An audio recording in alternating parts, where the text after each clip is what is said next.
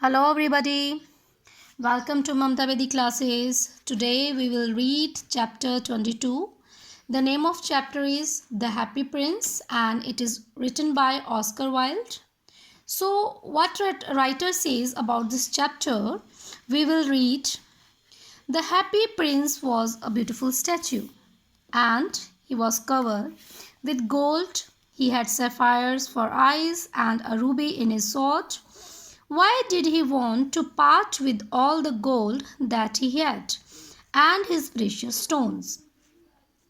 अब ये जो चैप्टर है हैप्पी प्रिंस, ये है एक स्टैचू के बारे में जिसका नाम है हैप्पी प्रिंस. ओके, एंड ये जो स्टैचू है वो बिल्कुल कवर्ड है गोल्ड से. उसकी आइज़ में सफ़ायर्स लगे हुए हैं. रूबी जो है वो उसकी स्वॉर्ड जो है, तलवार जो है, उसमें लगा हुआ है. And writer asked, why did he want to part with all the gold that he had and his precious stone?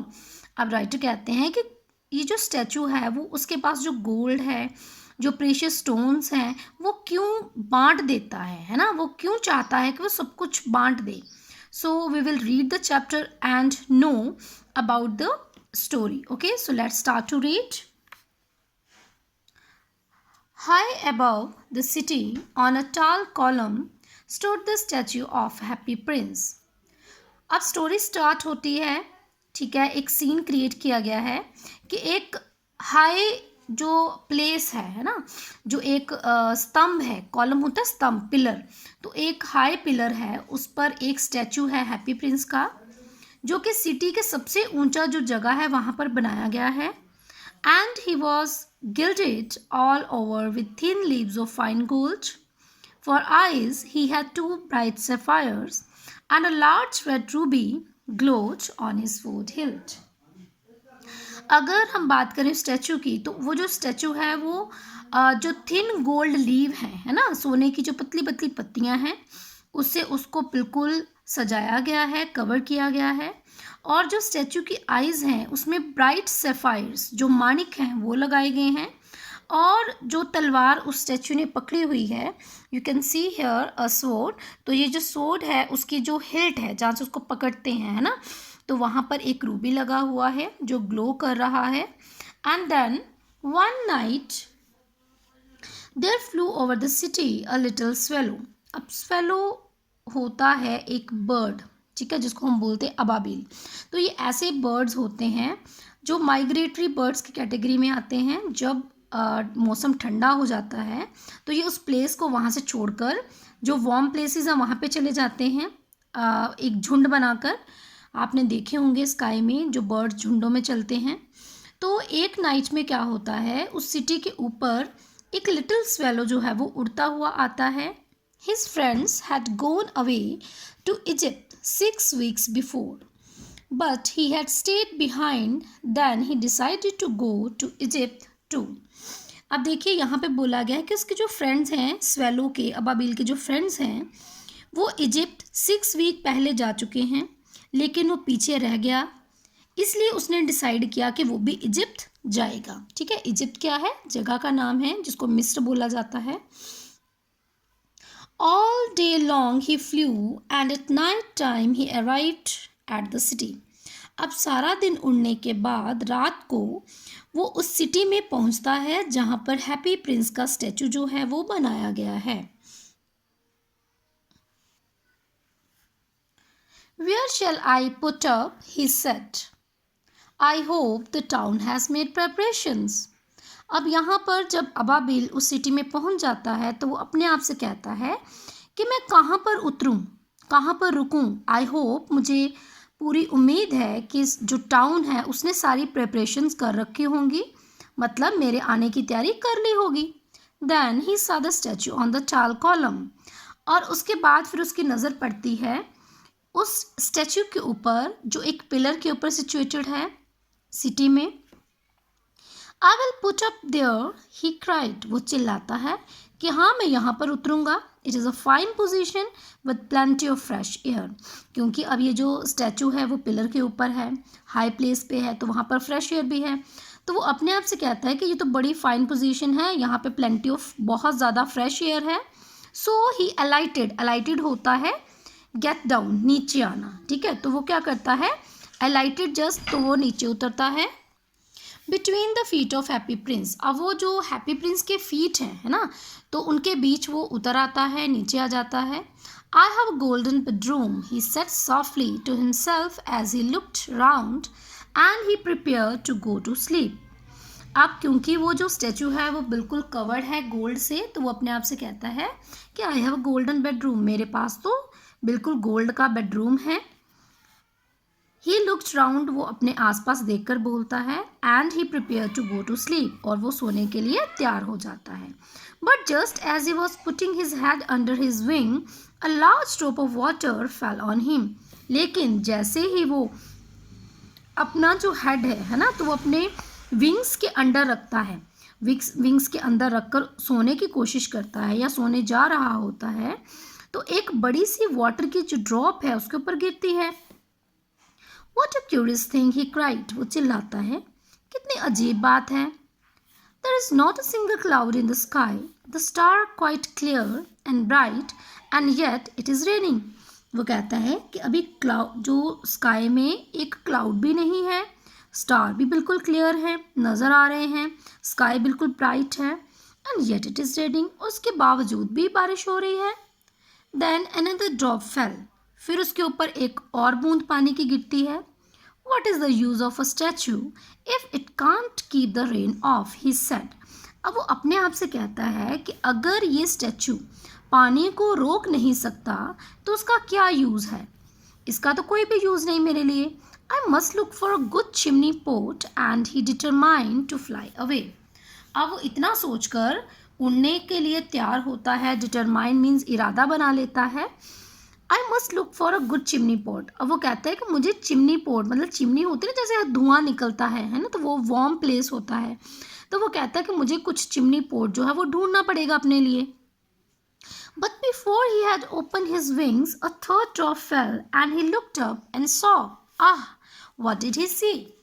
अब इतना जब वो कहता है और उड़ने के लिए तैयार ही हो रहा होता है, तो उतनी देर में उसके ऊपर जो वाटर की थर्ड ड्रॉप गिरती है। फिर वो ऊपर देखता है और वो क्या देखता है, What did he see? अब वो क्या देखता है? The eyes of the happy prince were filled with tears and tears were running down his golden cheeks. His face was so beautiful in the moonlight that the little swallow was filled with pity. अब वो क्या देखता है कि जो happy Prince है, जो statue है, तो उसकी आईज में से आंसू निकल रहे हैं, उसकी आंखें आंसू से भरी हुई हैं, और जो वो आंसू हैं वो उसके गोल्डन चीक से नीचे की तरफ आ रहे हैं। His face was so beautiful, उसका फेस इतना सुंदर था इन द मून लाइट, और चांद की रोशनी में इतना सुंदर लग रहा था, that the little swallow was filled with pity, कि उसका जो मन है वो दया से भर जाता है हैप्पी प्रिंस के लिए। Who are you, he said, वो कहता है कि तुम कौन हो, ये पूछता है अबाबिल, ओके, हैप्पी प्रिंस से। अब देन उसके बाद हैप्पी प्रिंस कहता है कि I am the happy prince, मैं तो हैप्पी प्रिंस हूँ। Why are you weeping then, asked the swallow, you have quite drenched me. अब इतने पर जो स्वेलो है वो उससे पूछता है कि तुम रो क्यों रहे हो, फिर तुमने तो मुझे सारा गीला कर दिया, ड्रेंच्ड होता गीला होना। When I was alive and had a small human heart, answered the statue, I didn't know what tears were, for I lived in the palace where sorrow is not allowed to enter. अब happy Prince अपने दुख को बताता है और कहता है कि जब मैं जीवित था तो मेरे अंदर ह्यूमन हार्ट था। I didn't know what tears were, मुझे नहीं पता था कि आंसू होते क्या हैं, क्योंकि मैं पैलेस में रहता था और पैलेस में किसी को किसी भी दुख को आने की इजाज़त नहीं थी। मतलब जो अमीर लोग हैं, रिच पर्सन है ना, तो वो अच्छे अच्छे होम्स में रहते हैं, तो वहाँ पर उनको हर एक फैसिलिटीज़, हर एक कंफर्ट मिलता है, तो उनको पता ही नहीं कि दुख होता क्या है ना। तो हैप्पी प्रिंस कहता है कि जब वो जीवित था और वो एक राजकुमार था, तो वो पैलेस में रहता था और पैलेस में किसी भी दुख को आने की परमिशन नहीं थी। My courtiers called me the happy prince and happy indeed I was. और मेरे जो कोचायर्स थे, मेरे जो दरबारी थे, वो मुझे कहते थे हैप्पी प्रिंस, और वास्तव में मैं वैसा ही था, हैप्पी था। So I lived and so I died. मैं ऐसे ही जिया और ऐसे ही मर गया।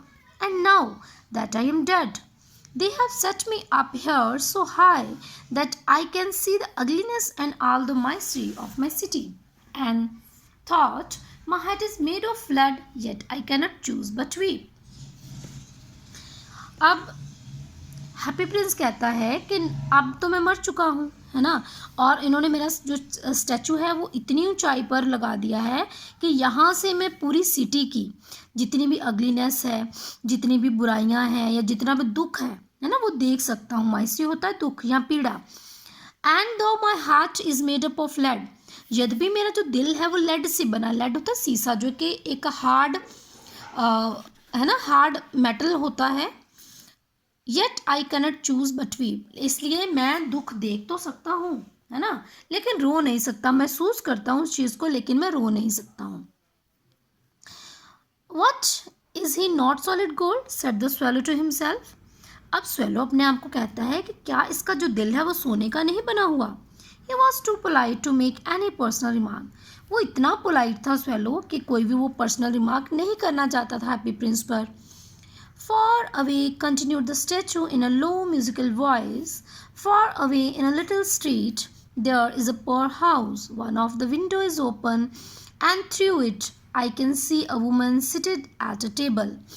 अब अपनी म्यूजिकल वॉइस में स्टैचू कहना जारी रहता है कि दूर दूर, बहुत दूर, एक छोटी सी गली में एक गरीब सा घर है और उसकी एक जो विंडो है वो खुली हुई है, और वहाँ से मैं एक वुमेन को देख सकता हूँ जो टेबल के ऊपर बैठी हुई है। Her face is thin and worn, उसका जो फेस है वो पतला है। वॉर्न होता थका हुआ, और उसका फेस थका हुआ है, पतला है। And she has course red hands, course होते हैं, आप भद्दे बोल सकते हो या गंदे बोल सकते हो, है ना। उसके जो हैंड्स हैं वो रेड हैं, खुरदरे हैं, all picked by the needles, और उसके हाथों में जगह जगह पर जो सुइयाँ हैं वो चुभी हुई हैं। For she is a seamstress, क्योंकि वो एक दर्जिन है ना। दर्जिन होती है, जैसे टेलर होते हैं तो उसकी वाइफ है ना, लेडी टेलर को हम क्या बोलते हैं, seamstress. She is embroidering flower on a satin gown for the loveliest of the queen maids of honour to wear at the next court ball. अब देखिए, वो कहता है कि she is embroidering flower on a satin gown, वो satin के gown के ऊपर फ्लावर्स की एम्ब्रॉयडरी कर रही है। For the loveliest queen's maids, अब जो क्वीन की सबसे लवलीस्ट मेड है ना, उसके ऑनर के लिए, to wear at the next court ball. अब कोर्ट बॉल क्या होता है, एक फंक्शन होता है ना, डांस फंक्शन होता है। जैसे इंडिया में फंक्शंस होते हैं, तो ये फॉरेन की स्टोरी है, तो वहाँ पर भी डांस फंक्शन होते हैं जहाँ पे कपल जो है वो डांस करते हैं, है ना।